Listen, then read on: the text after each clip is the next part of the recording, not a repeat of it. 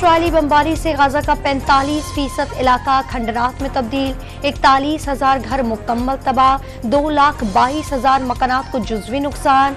अल ज़हरा और Islamic university समेत 279 तालीमी मराकज़ भी बर्बाद, सीवरेज का निज़ाम तबाही के देहाने पर पहुंच गया।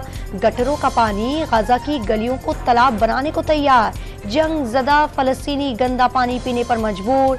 एक एक रोटी के लिए 4 से 6 घंटे कतार में लगना मामूल बन गया।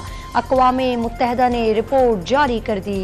इस्राएली फौज की खान यूनिस में रिहायशी इमारत पर बमबारी से 13 फ़लस्तीनी शहीद। सिहनी फौज की बमबारी से गाजा में अल-शिफा अस्पताल के ICU और अमराज़ क़ल्ब के वार्ड तबाह हो गए। अल-कुद्स और अल-शिफा अस्पताल ईंधन खत्म होने पर गैर फाल, ऑक्सीजन और बिजली की बंदिश के बायस अल-शिफा अस्पताल में 3 नौमौलूद समेत 12 मरीजों ने दम तोड़ दिया। अल-अलाही के ब्लड बैंक में खून का ज़ख़ीरा खत्म।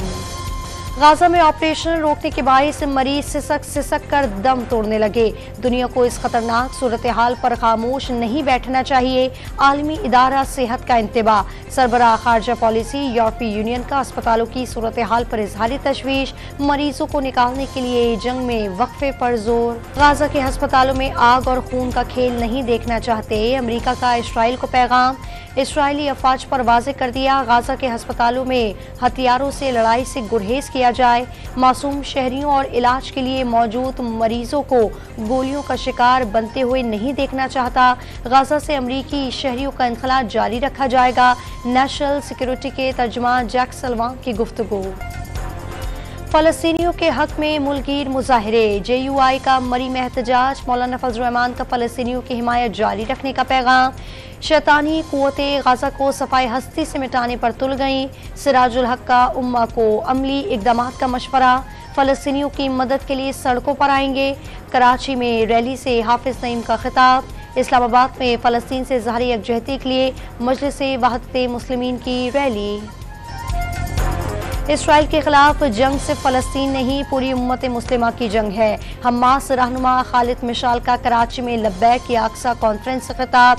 फ़लस्तीन अपने इम्तिहान में कामयाब हो गए। मुस्तफ़ा कमाल का मुसलमान हुक्मरानों को बुज़दिली का मुजाहरा न करने का मशवरा। पाकिस्तान और IMF के दरमियान 71 करोड़ डॉलर किस्त के लिए पॉलिसी सतह के मुज़ाकरात आज से शुरू होंगे। बैरूनी फाइनेंसिंग ज़रूरियात, टैक्स महसूलात और एक्सचेंज रेट के नुकात उठाए जाएंगे। पाकिस्तानी हुक्काम जायज़ा मुज़ाकरात की कामयाबी के लिए पुरुमीद। तौहीन इलेक्शन कमीशन और चीफ इलेक्शन कमीशन केस की समाअत आज होगी। चेयरमैन PTI पर फर्द जुर्म आयद किए जाने का इम्कान।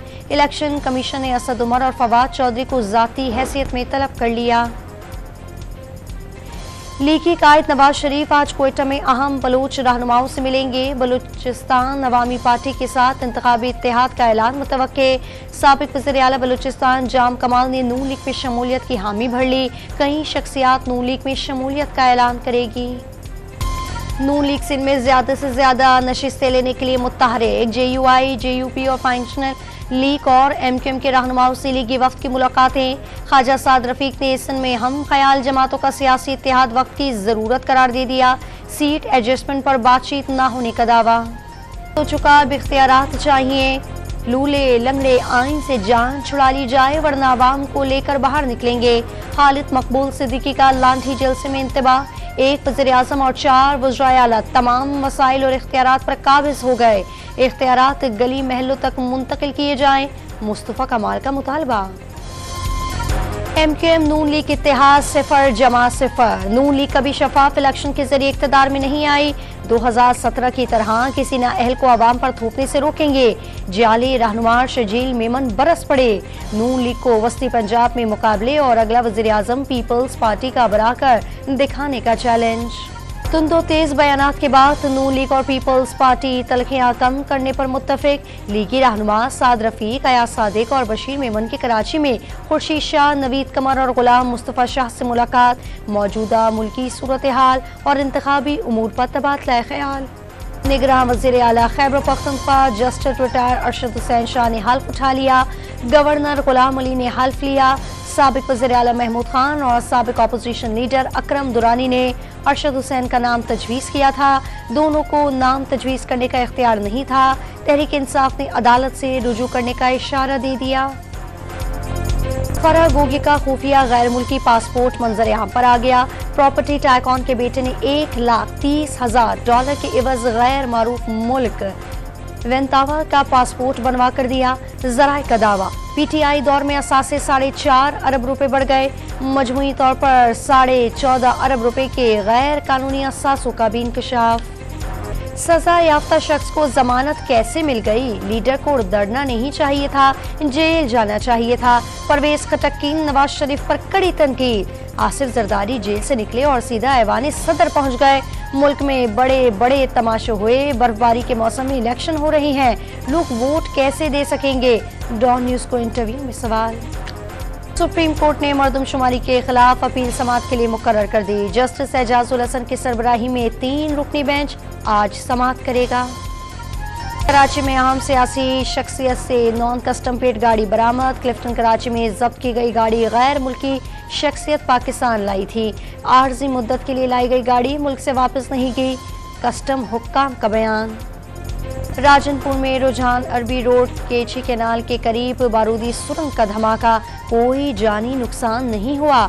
धमाके में 3 किलो बारूदी मवाद इस्तेमाल किया गया। बॉम्ब डिस्पोजल स्काउट ने इलाके को क्लियर करार दे दिया।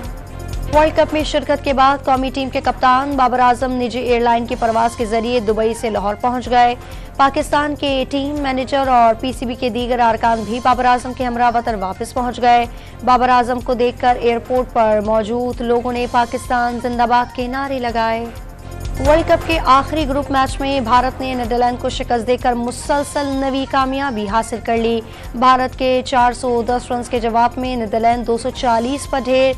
भारत के शेरियास और केएल राहुल ने सेंचुरियां स्कोर की। जगमग करते दिए, रंगों से सजी रंगोली। दिवाली पर हिंदू कम्युनिटी की मुल्क भर में खुशियां। कराची के स्वामी नारायण मंदिर का कंपाउंड रोशनी में नहा गया। हैदराबाद, बदीन, थरपारकर, भावल नगर, रहीम यार खान और लाहौर में मंदिरों में पूजा पाठ, आतिशबाजी का भी शानदार मुजाहिरा।